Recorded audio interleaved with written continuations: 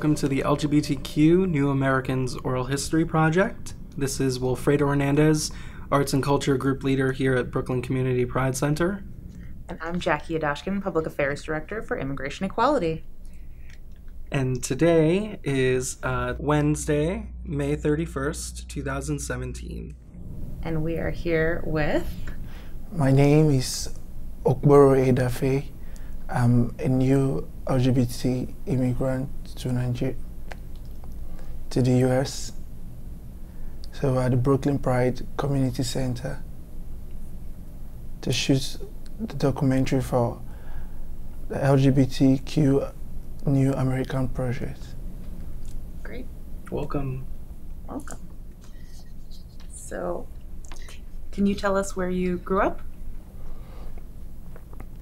I grew up in a little town in Nigeria, down south, named Delta State. Delta State is the oil-rich state in Nigeria, but we're classified as a minority. But Delta State has been the backbone of the natural resource which is exported out of Nigeria, and oil is a major resource which is the major source of income to Nigeria. So we're the highest producers of oil in Nigeria.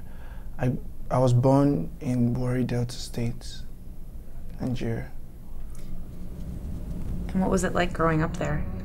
Oh, at the beginning it was very nice because as a child I have no issue of being a child.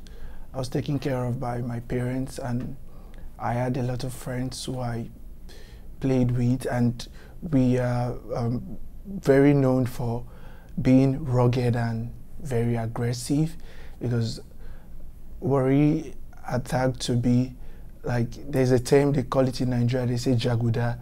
Jaguda are guys who are very masculine and who are very, very aggressive. So it was very fun at a young age, play on the streets. Because in Nigeria, there's a game we play on the streets, like Saturday morning, they have sanitation. During the sanitation, we come out, play football on the streets.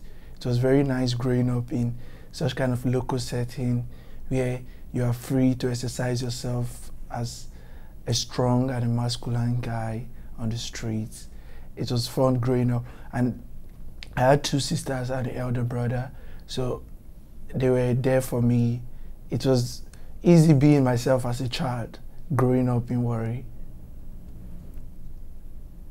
And you mentioned playing the game every Saturday, and what other kind of things did you enjoy doing growing up, your favorite activities? The kind of activities we found ourselves doing were playing hide and seek games. Like there's a game we play, we count 1, 2, 3, and the person that is to chase, you close your eyes. At the count of 3, when you open your eyes, everybody have disappeared. So you are running literally to look for the people wherever they are hiding. It was a very fun game. We call it hide and seek. And there's a game we play, we call it the game boss. So we draw boss on the floor. So we put seats on the box and we try to jump over it. When your legs become tired and you fall on that particular bus, you have lost the game. A very nice and interesting game. So it sounds like you really enjoyed growing up there. Yes, I really enjoyed my time growing up there because there's this genuinity in the struggle. We are in the riverine area, so we usually go with boats. We construct boats with woods to swim from the shore. Mid of the river, we jump from the boat into the water, try to swim back to the shore. We go also to fish with baits like worms. We hook it on a line. We try to get fish, bring it back home. We go to the backyard, like roast the fish, things like that. So we like to prove that we are matured. We don't need the support of our parents to get food to eat sometimes. We just do stuff within ourselves that makes us feel that we are free and we are a part of the struggle in the riverine area. But when I was growing up, there was something bad that really happened. In 1999, there was this crisis that happened in the Warri region of Nigeria, where the government was against the bunkering. Oil pipelines were passing under our houses, but the government doesn't want to pay compensation to the village members, so they were breaking the pipeline, causing forms of violence to get the government attention towards paying this money, but the government also refused. So there was a crisis, which was the 1999 Warri crisis, which led to a very big fight. My family, we moved from a main Warri town to a mid-town between Warri and another town, which I did my secondary schooling and my primary schooling, but we had to leave Warri then because the crisis took up. They were burning houses, everywhere was on flame, the roads were on tires, people were just protesting, trying to say, we make all the natural resources, why don't you give back something to the society and make us feel as if we are part of the people who contribute to the resources of the country. So that was the only major issue we had in the 90s when I was growing up. Around how old were you when that was happening? I was 9 years old. And it was really difficult for me when it happened because literally there was no form of transportation to move out of the city because there was coffee. There were like military governments just stepped down, and it was the first democratic government in Nigeria. So in 1998, that was the end of the military regime. 1999, the first democratic president, President Olusegun Obasanjo, was elected, and these people were like, now we are in democracy, let us get something back from the society. It was really, really difficult. Even close to my house, there was like wild gunfire, you hear sounds on your roof. Nobody was comfortable, everybody was fidgeting, so we had to flee. So it took us 4 days to leave the city. Me and every member of my family, we moved from one place to another. We spent the night there like that until we were able to move out of the city. It was very difficult, but we had to move. And you had to move again later. So can you tell us when you came to the US? My journey of moving has been something constant because after we left 1999, when I got into secondary school in 2001, I moved to another city because the traits of me being a gay was showing up, and I had to go somewhere else because a lot of things happened on the way, which I will get back to. I came to the United States on 28th of October 2016 through the JFK airport. When I came, I asked for asylum and I was detained at Elizabeth Detention Center.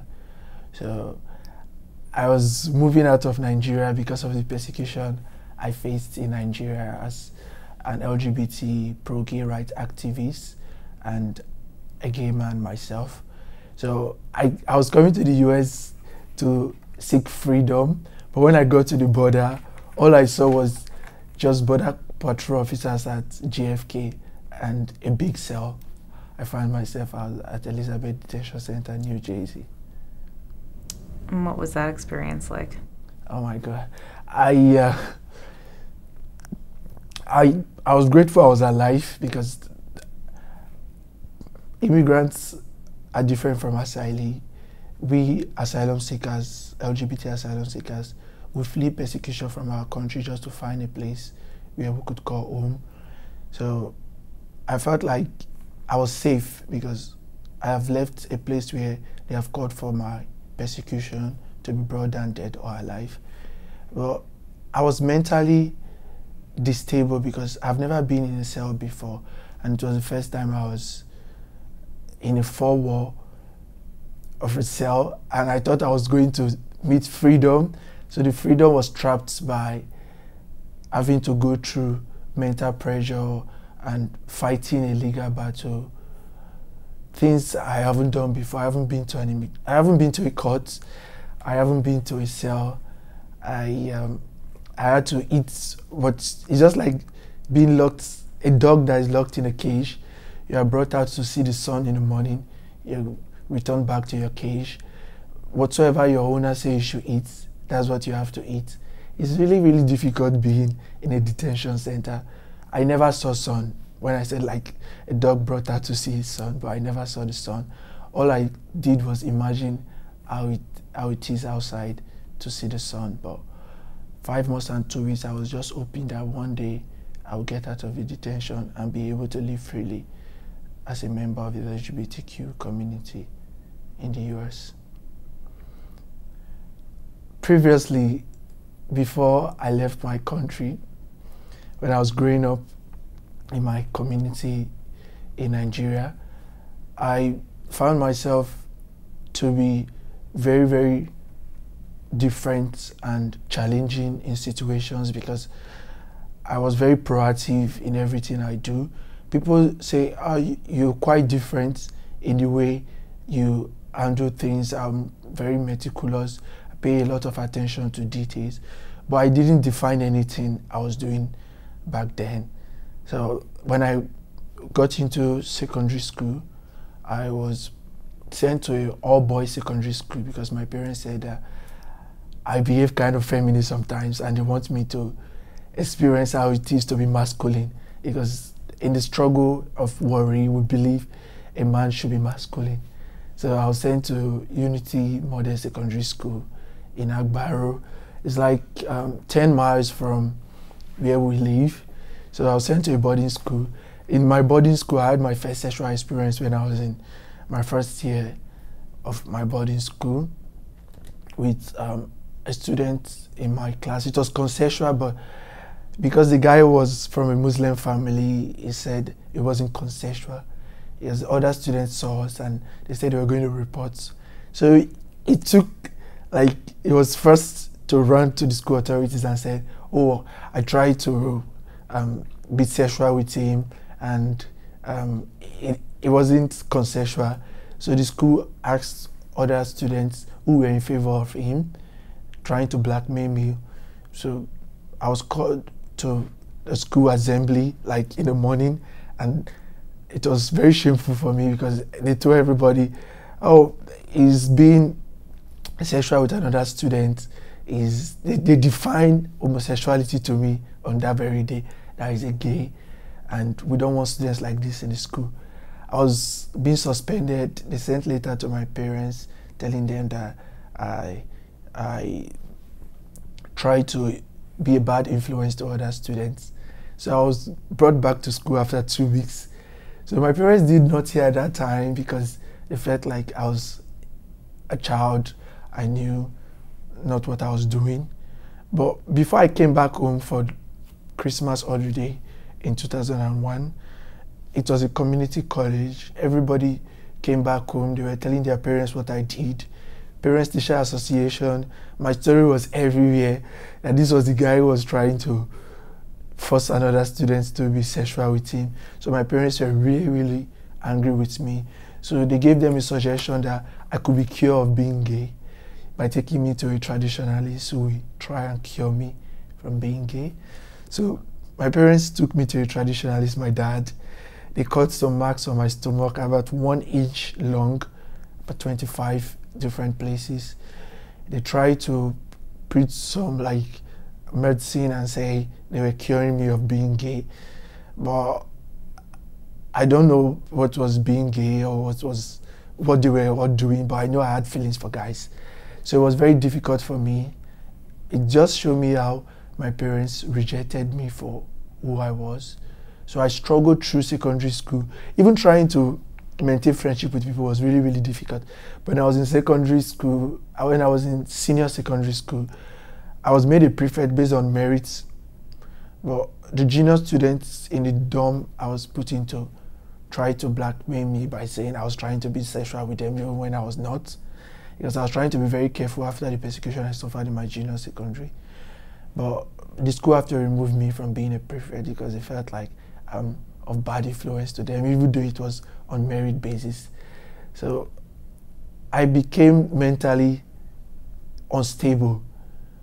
I couldn't get into college the first year, 2007. I got admission to go to a college in my state. I refused going because I wasn't able to handle the mental pressure of going to college with members of my community I went to high school with. So I lost a year. I applied for other colleges that were distant from my home, and I was accepted to Enugu State University of Science and Technology, which is like 8 hours drive from my hometown. So while I was attending college there, I studied food science and technology. There was a lot of pressure from girls in my department who wanted me to have a relationship with them. But it was very, very difficult. At a time, I was forced to have a relationship with a girl.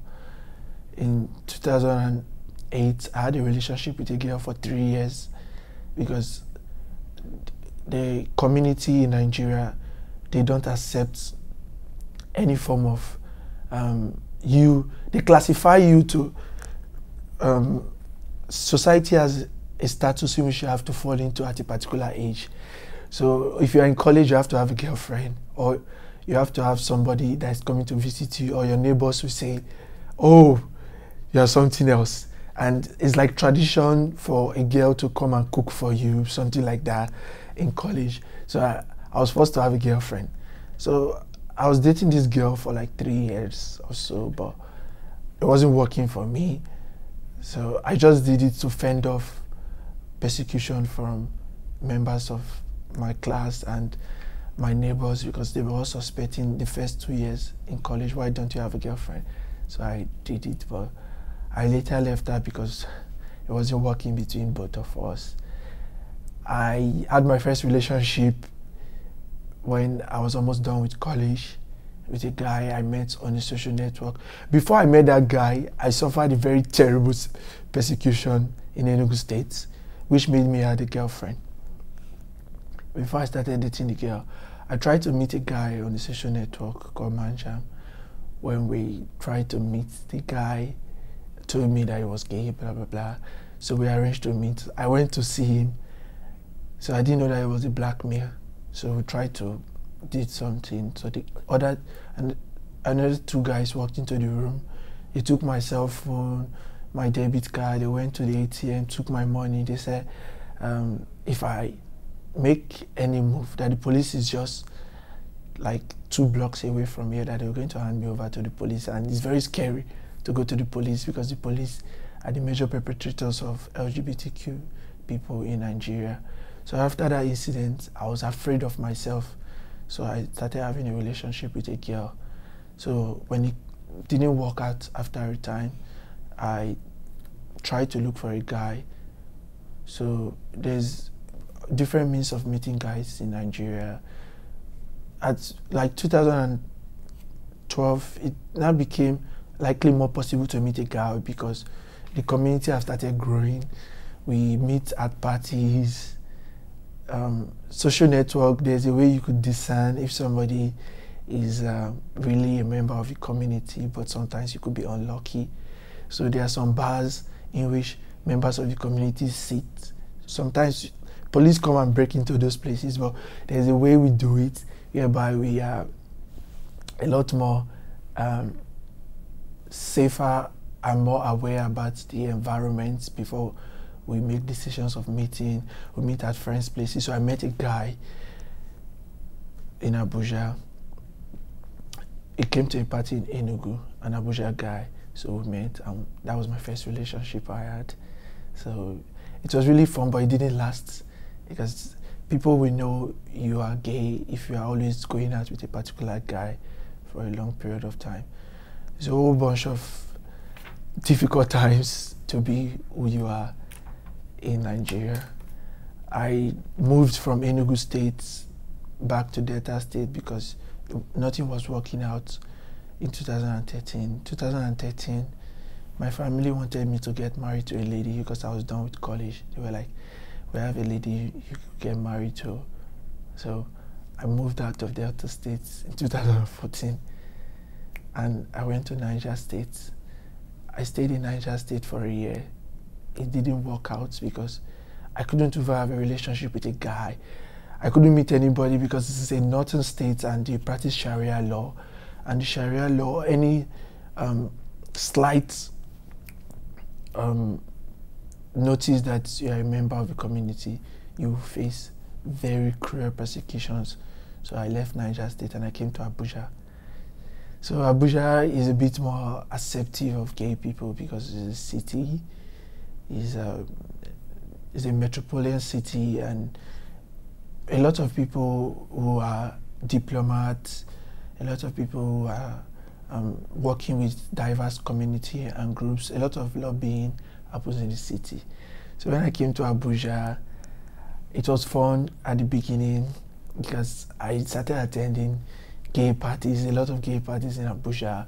A lot of friends invite you for meetups, stuff like that, until January 2014, where the anti-gay law was passed that persecutes gay same-sex relationship by 14 years imprisonment and activism by 10 years imprisonment. Then it was really, really difficult.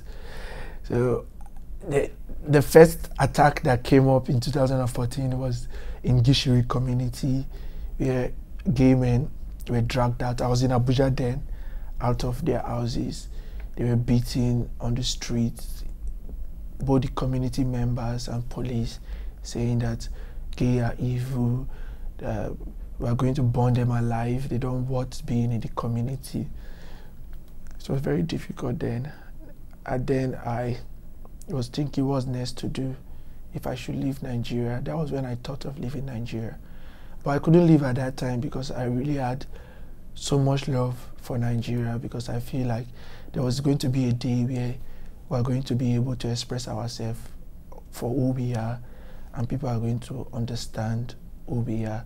So I came out fully as an LGBT community member in 2014 when the law was passed, because I wanted to stand for what was right in spite of the harsh law that was passed to persecute members of the community, because a lot of people could not able to access HIV services anymore because they were afraid to meet up in community centers, because the law says arbitrary forms of relationship will be persecuted. Amorphous show of public affection, I don't know what amorphous means, like any shape or in any form it comes, you are going down. So it was really tricky, it was really hard at that time. So we are people who were standing for other people, were persecuted in every single snap. So I was working with a community-based organization in Abuja then, which was advocating for the rights of gay men to have access to healthcare services.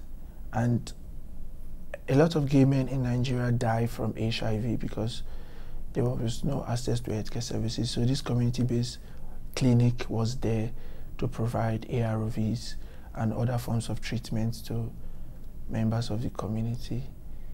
So people were afraid to even access the services even though they were free. So we're there to go to the community, do community awareness programs, do advocacy programs, talk to people to come to the center, get tested. We even take test kits to the community and test people in the community because they were afraid to come to the community center. 2014 was a very difficult year. A lot of Nigerian LGBT community members traveled out of Nigeria because they were afraid that they were going to fall victim either now or in the future. So it was really a hard year for us in 2014. But it was 2014 I came out as an open LGBT community member in Nigeria. It's very brave of you. What made you decide that you had to leave, even though you really loved Nigeria? I was having a relationship with a French guy. He was sent to Nigeria as a diplomat. So we were dating for about 8 months, and I really wanted a long-term relationship because I feel I deserve to have support by a man. So I was planning to travel to France and get married in 2016. Early 2016, I was planning to go to France and get married. So while I was having the relationship, I was working with a firm, an international NGO. And then I've left the local NGO and I was working with an international NGO. I was doing advocacy in the Abuja community with governments, policymakers, trying to break the lack of awareness in the community. When we're doing the advocacy, members of the Hausa community, Muslim-dominated community, attacked me on July 23rd. It was actually my birthday.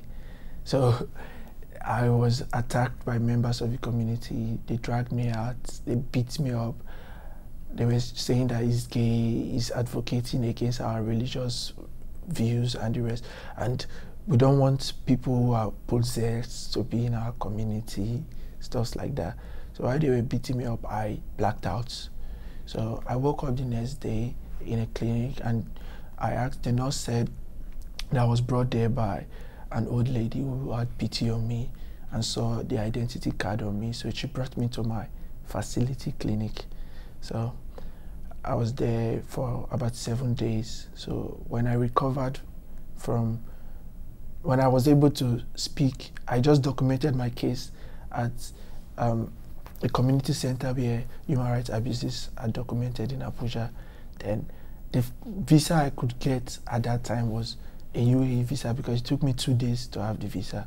So I got the visa and I traveled to Dubai in August 2016. But in Dubai, I couldn't seek asylum based on my sexual orientation because it's a Muslim-dominated country. So I stayed 9 days in Dubai and I came back to Nigeria. And I was in hiding in Nigeria. I came out as little as possible. I wanted to go to Schengen because I had a boyfriend who was staying in France. So it was easier for me to have like emotional and psychological support settling into the community in France. But my visa, I was waiting for my visa where I got the invitation to attend the Victory Institute LGBT Leadership Conference in Washington, D.C. as a member of the LGBT leadership community in Nigeria. So I got the US visa in October, but I didn't want to come to US because I wanted to go to France. So I won an award as a grassroots advocate for LGBTI folks in Nigeria, prevention on HIV prevention, BCC prevention, behavioral change communication by AVAC. Is an advocacy group here in the US. So it was during the HIV Arophobia conference in October 19 to 21st. So my names and photographs were published on the internet on 23rd of October 2016.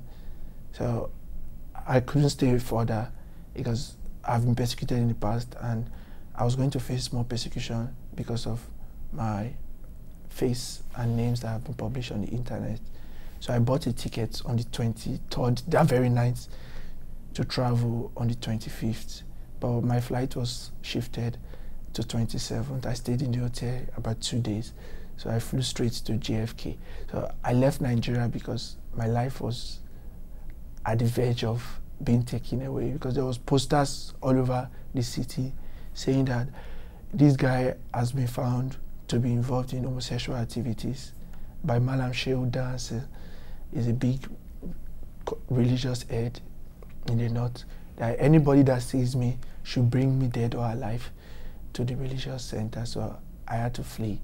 So when I was at the airport, I was literally crying because I didn't want to leave Nigeria at that point. I just finished my master's and I want to still do more in the community.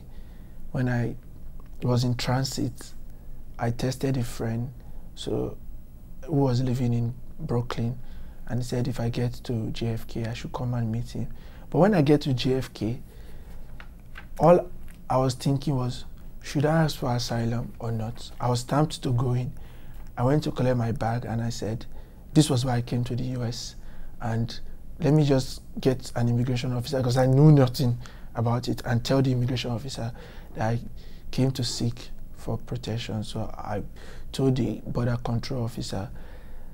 Telling the border control officer was even harder than not telling the border control officer because of what it is in Nigeria. I don't know what is obtainable in the US. But when I told the border control officer, I was humiliated.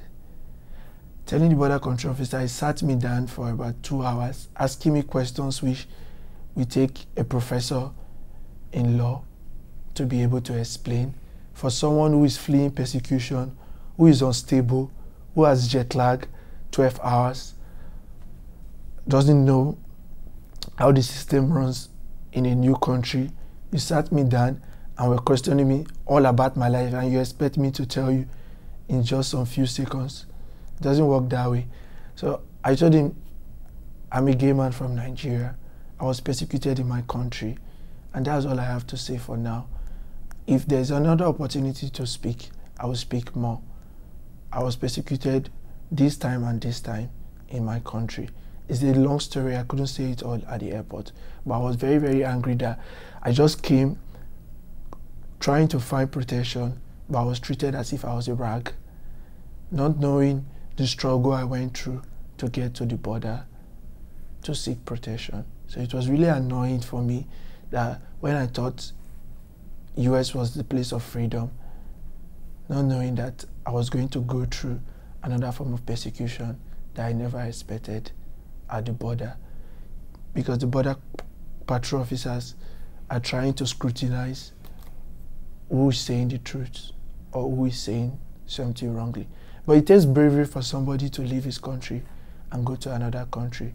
So there should be a level of understanding that you should give to somebody who is just coming to the country than sit the person and trying to make the person a fool to say something that will persecute him and take him back to his country. So that's what asylum seekers suffer at the border. It's very, very terrible to be able to skate through the border without being deported back to your country.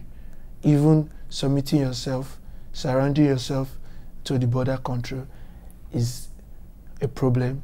Being caught at the border as an asylee is a problem, because I came in when the election fever of Donald Trump was still there. So the ICE officers were really, really much of a bully at that point to immigrants who are coming to ask for asylum at the border. I know of people who told me at the detention center that their friends they came with were returned back from the border.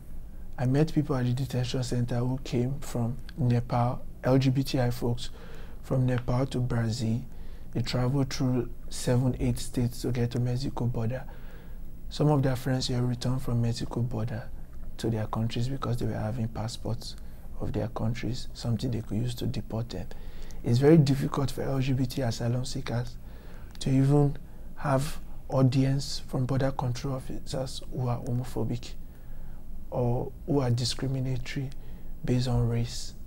Some people classify you that you are a useless immigrant if you come from particular parts of the continents that are classified as third world countries like Asia, like Central America, or you're coming from Africa, especially West Africans, who are treated very harshly at the border by these border control officers.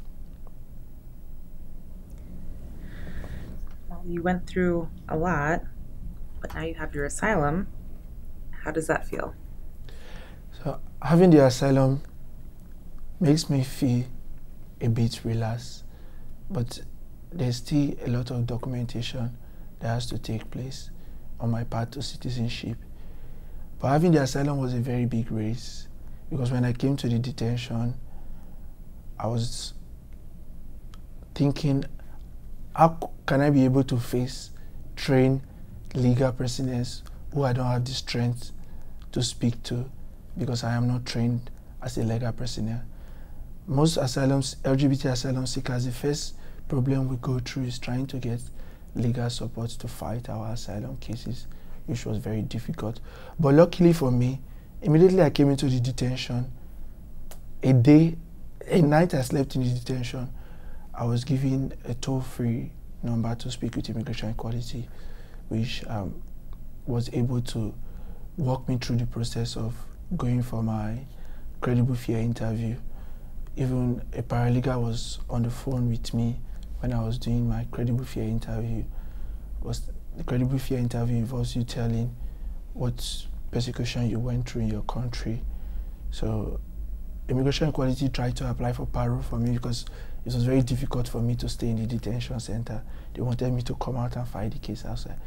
But I became bully after Donald Trump won. That was in December 5th. It was very difficult. They refused to grant me parole, even with all evidentiary documents that I was eligible for parole. So Immigration Equality linked me up to a law firm, DBOS and Plainpom, which represented me with legal counsel and walked me through the process. Although the asylum process is very difficult, but with the legal representative, it just looked as if I went through nothing, because I just slept, woke up, saw myself on the final court. I spent less than 10 minutes in the court, and the judge said, your case is well documented and I'm granting you asylum based on your membership in a particular social group.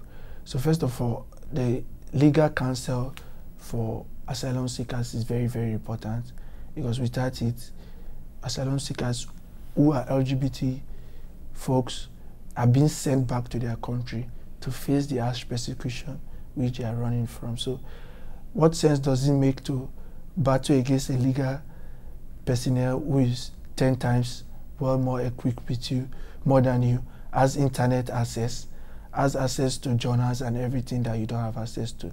You are detained, you don't have access to your cell phone, you can't communicate with your family, you can't communicate with people who will provide evidence for you. So I feel asylum seekers are being bullied by the system because they prevent people from getting what they want, because they feel these asylum seekers are forging their way to citizenship.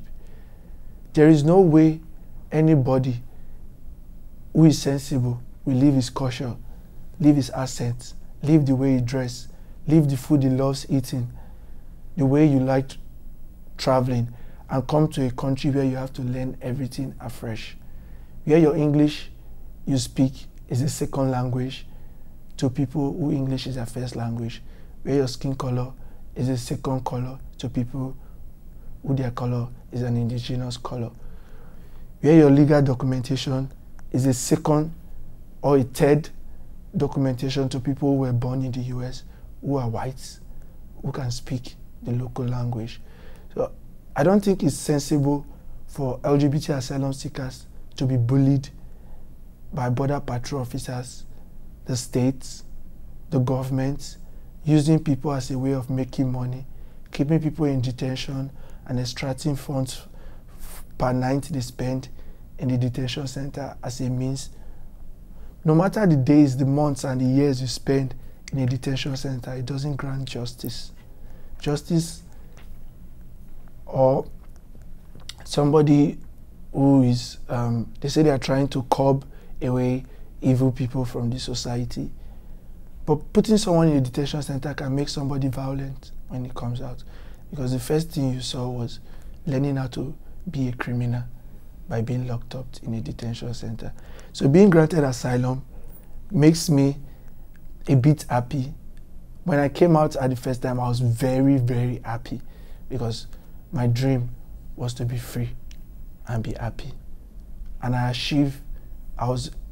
believe I've been able to attain my dream of being happy by walking on the streets of New York every morning, because New York is a very diverse city. It has a lot of history in the race towards achieving equality in LGBT. I was in Christopher the other day.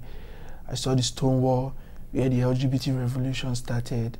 So New York City is a diverse city which allows immigrants to settle a lot more easier than other cities. But despite it is quite easy to settle, there's still some technical difficulties which we face that are internalized as a result of how we perceive ourselves to a ratio of the statistics of the majority of the people in which you find yourself into. And United States is very monopolized in terms of their system. I was using a different system where we say kg, yeah, they say pounds. So we say Celsius, they say Fahrenheit. So they monopolize everything. You have to learn everything afresh. So it's insightful, it's exciting to learn these things afresh and know that the world is a large book. I've only been reading one part, and I've started reading another part since I came to the US. I've been experiencing different culture, different foods, different places, beautiful architectures, LGBT people who are free, who are accepting of who you are, people who are ready to dine with you. Some people are Russia, some people are non-Russia. But sometimes I feel like some white folks are like having self-pity on black people, like when they make you feel as if they're just trying to pity you because of your color. It's really a big thing in this country, but I believe it is good to stand for what is right. And that was what brought me into this country, standing for what is right. And if what is right is to be a voice to people who are vulnerable, I will continue to be a voice to people who are vulnerable in any way I can, and not to interfere with things that will obstruct my path to citizenship in the US.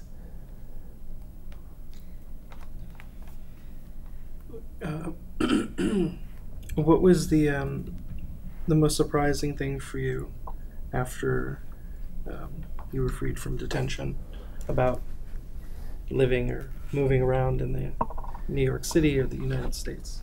The most surprising thing so far was seeing two guys kiss in a subway station, because in Nigeria it's difficult for you to hold a guy. Talk much more of hugging a guy. So it was a shock to culture for me. So I was tripped by such kind of scenario. And New York City has very beautiful architecture, nightlife, Times Square. I was there one night, it was beautiful. And it's just a lovely city. I think I would want to explore more, not just New York City, but United States in general. So I'm not trying to rush things because this is my new home. And in your home, you learn things and you progress as the time goes by. So I feel, for me now, it's a shock to see these things, but few years from now, it will be like a part of my life. So for now, it's just a shock for me.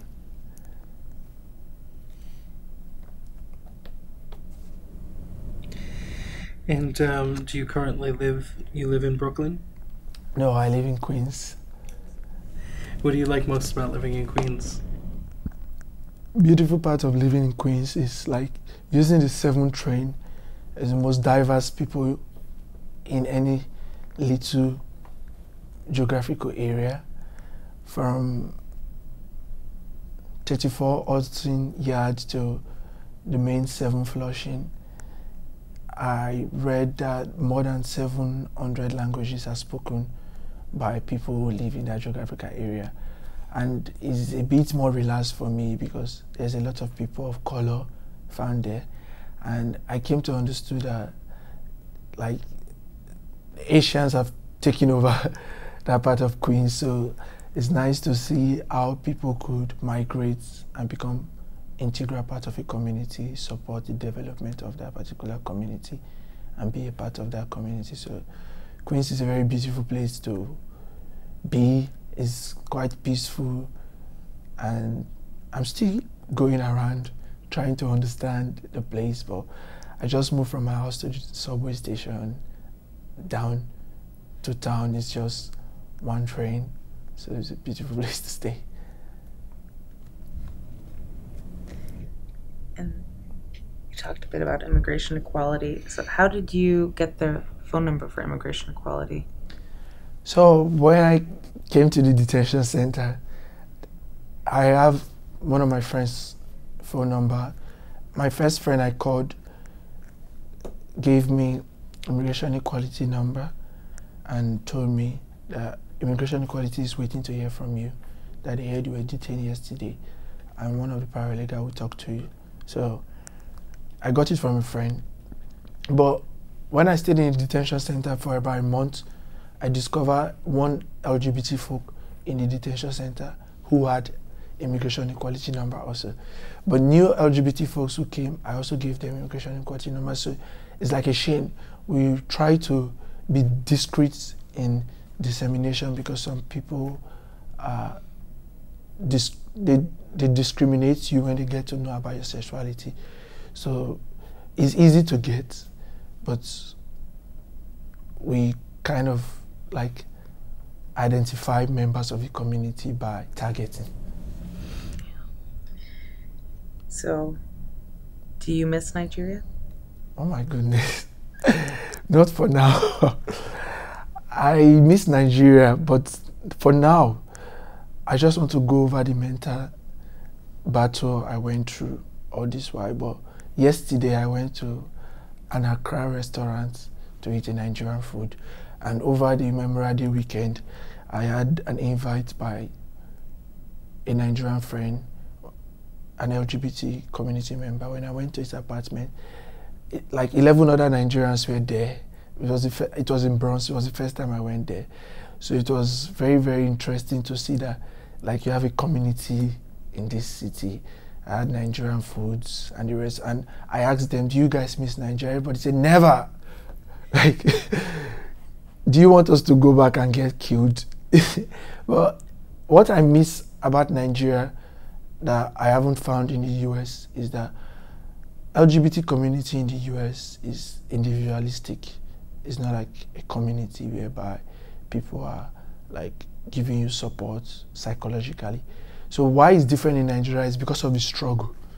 Because it's a struggle, everybody tried to identify in a movement. Nigeria is a big country, over 180 million people.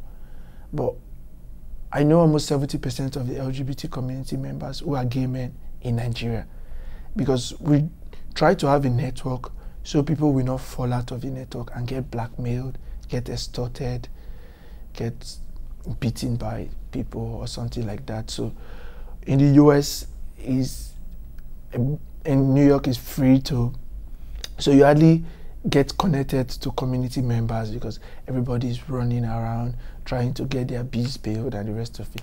But in Nigeria, although we are working professionally, but we have like times where we come together and we don't pay consultants to speak about our mental health.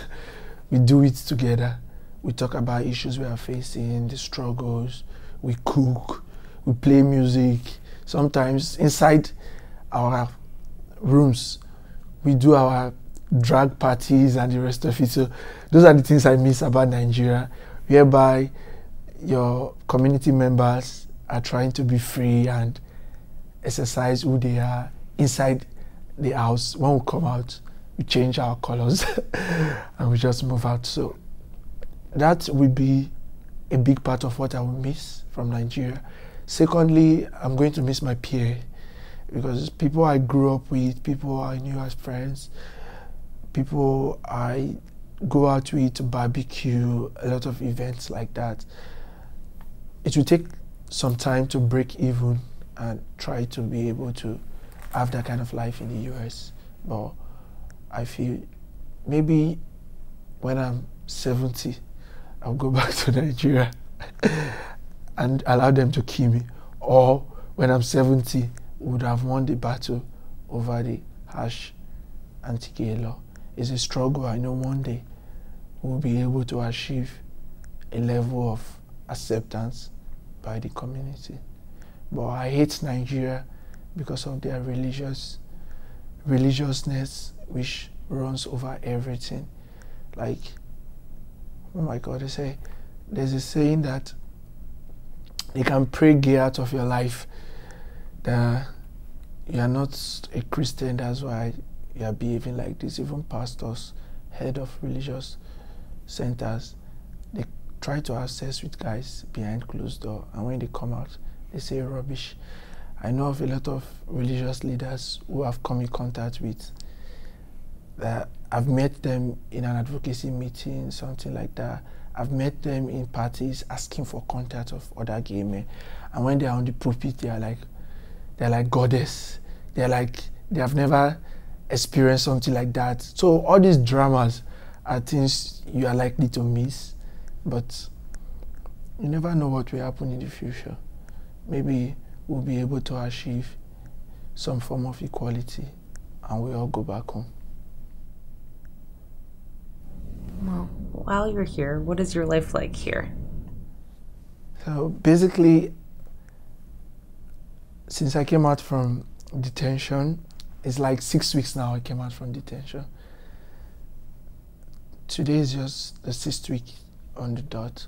So I've been working through my social security, state ID, health benefits, and some other stuff which I've been able to play around with. I'm also trying to look for a job in health education field. I'm also supporting a community-based organization here that works with the empowerment of detained LGBT immigrants, helping them do fundraising to be able to empower asylum seekers who are detained in detention centers in New Jersey. So I've been working with 2 firms. There's a firm they call First Friend of New York and New Jersey. I've been helping them do fundraisers to be able to support more asylum seekers who are detained. Basically, I've just been giving support to the community and trying to remedy my mental ability to be able to handle bigger and more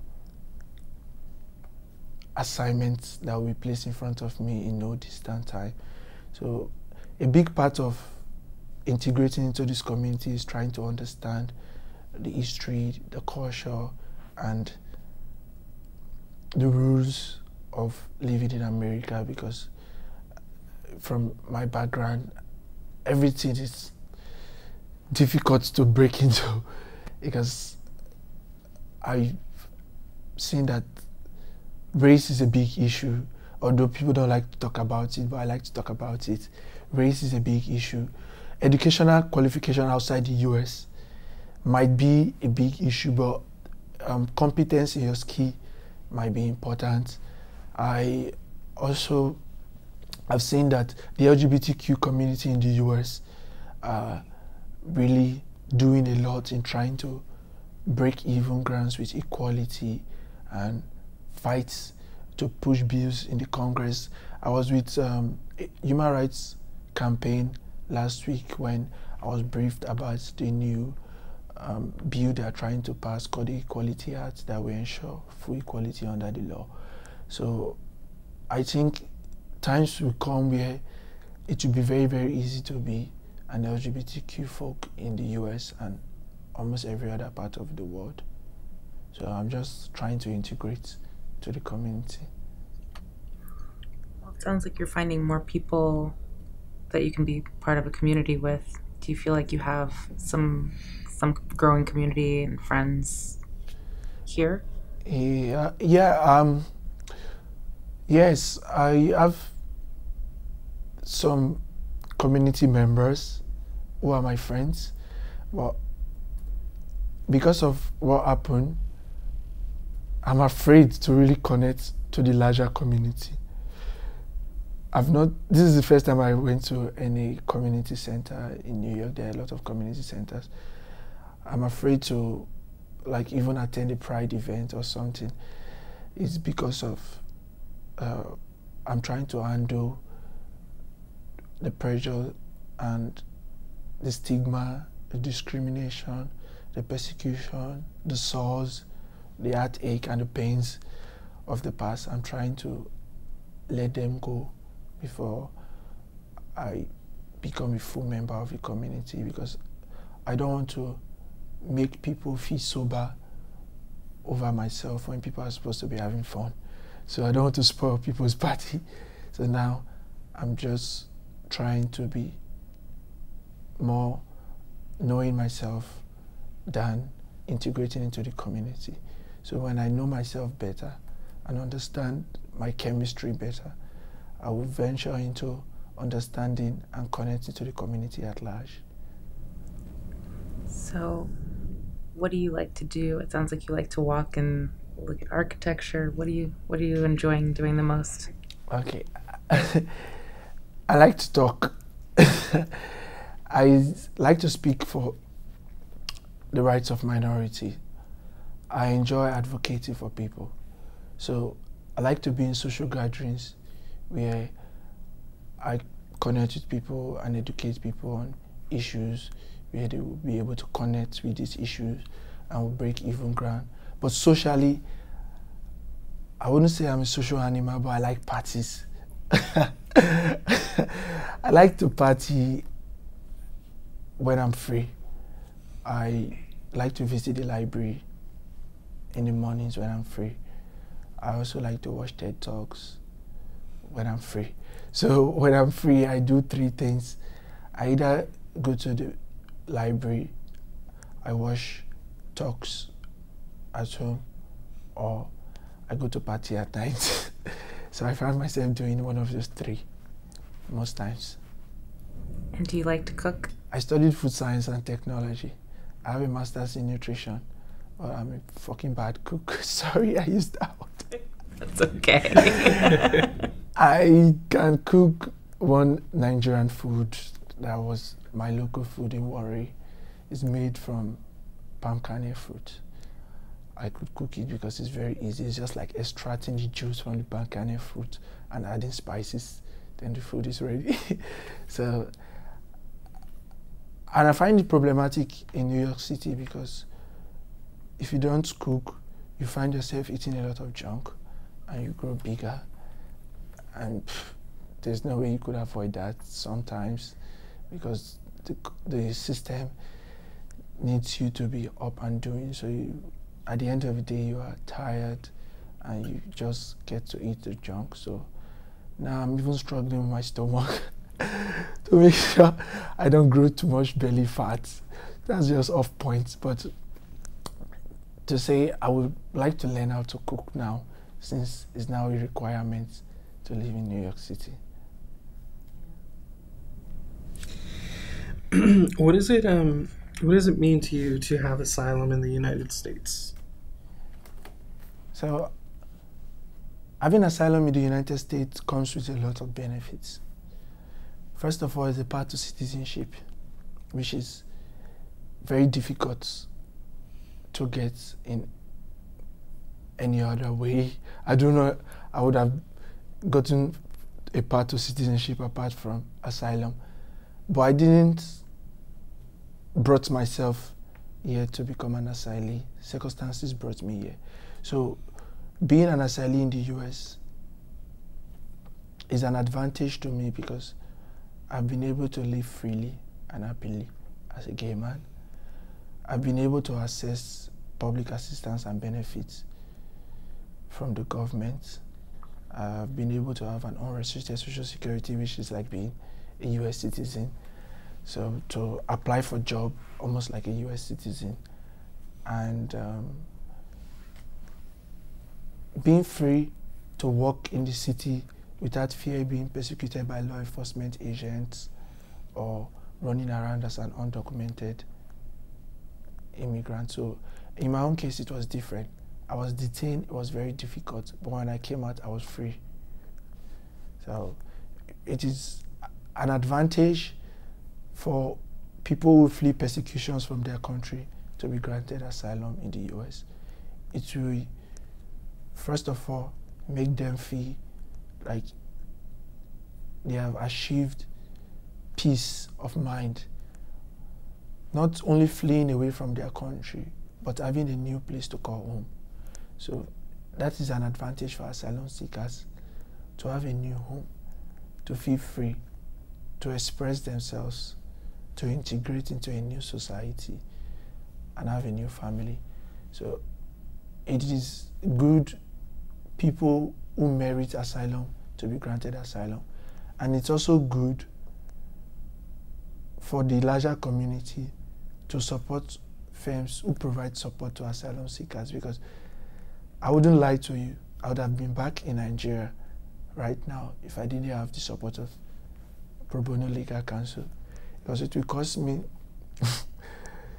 close to 15,000 US dollars or more to get a good legal counsel who will represent you as an asylum seeker. So I don't know how long it will take me to save that money to travel from Nigeria and come and seek asylum in the US and pay such kind of money to get a legal counsel to represent you. So it is good to be granted asylum, but it is also good for the larger community to accept these asylum seekers and make it easier for them to integrate into the society. That is a very important thing, because you should not be feeling like, oh, is it greener on the other side? Maybe I should leave the US and seek asylum in another place, Australia or Canada, because now I seek asylum here and people don't want to treat me as members of the community. Even among I've not met an African American since I came here to sit and have a chat with him or something like that. But I've met a lot of Latinos, but I feel like African Americans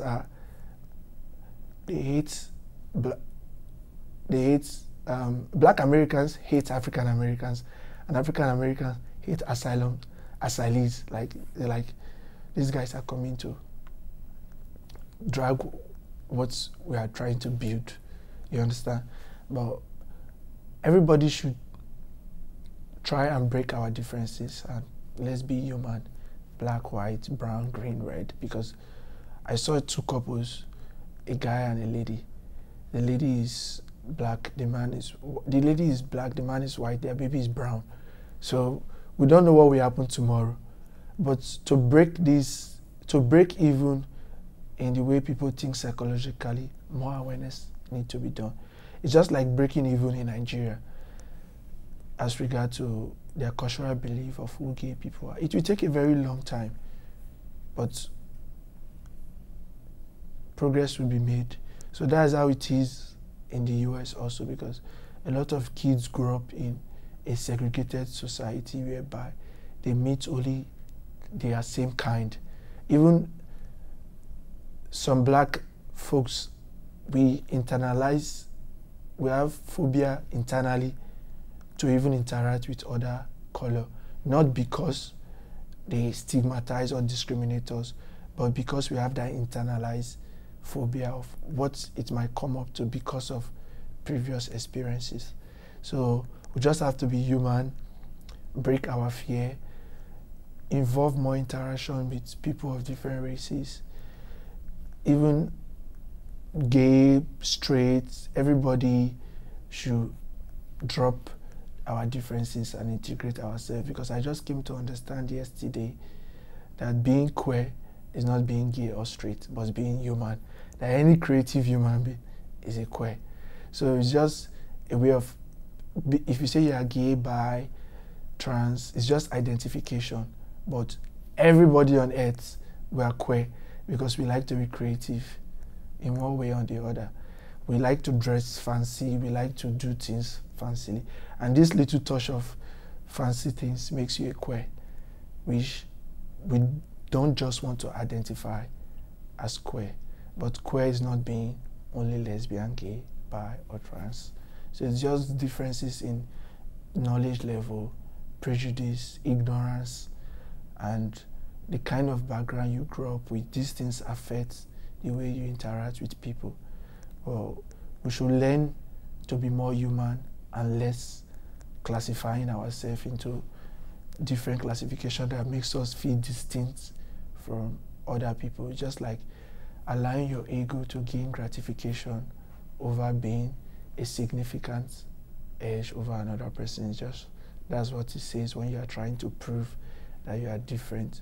Even some gay guys try to prove that they are different from straight people, have internalized homophobia that makes them stigmatize themselves, and they are not free to express who they are. So it's just a general, natural thing. It's nature trying to be different sometimes. Thank you for that. What do you want people to know about you? In the few seconds we spent, you might have known everything about me. So I am Edafe, and the narrative I just gave is a part of being Edafe.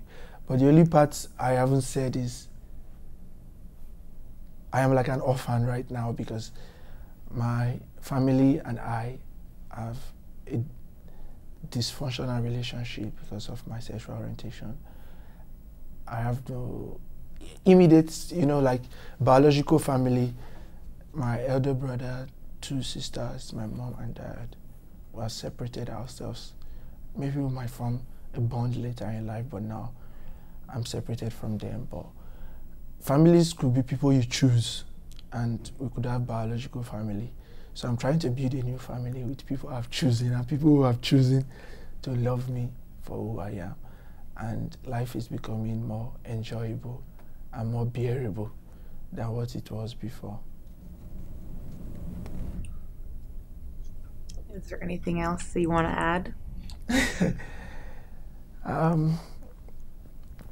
Basically, if there's anything I want to add to this entire interview is to talk to the general American population that they should understand one thing, and that thing is humans will always be humans. Color, sexual orientation, religion, nothing should stop us from loving, because love is the greatest. Even according to the Jew-Christian religion, the first commandment says, love thy God with all their strength and with all their heart and with all their minds. That their God is a jealous God. Secondly, he said, thou shalt love their neighbor as themselves. So, if the God of the Judeo-Christian religion advised people to love, and most people, even the Muslims, are from the Abrahamic faith, and the Abrahamic faith says, love your neighbor as yourself. And the other commandments say, thou shalt not steal, thou shalt not commit adultery, thou shalt not kill. Or in all this, it's talking about loving your neighbor. In giving love to people, you get more love. And if you hold back love, you can't get love. And in giving love, you don't know who you will help. Because they say that helping a stranger might be you helping an angel that will help you tomorrow. So let's just try to be more accepting of people and drop our egocentric ideologies and just be human. You meet a cripple, a lame person, disabled, blind, whatsoever the person is, just love the person for being human, and don't allow your ego drive you crazy to try to make you feel that you are 10 times bigger than that person, because from dust we came and to dust we will all return. We don't know when we will die. In trying to make that person look little, a train might crush you, and that might be the end of your life. And that love you do not give might stand against your conscience and your spirit for the rest of your afterlife. You might live to regret not giving love to that person. So let's just continue to love each other. Thank you. Thank you. Thank you. All right.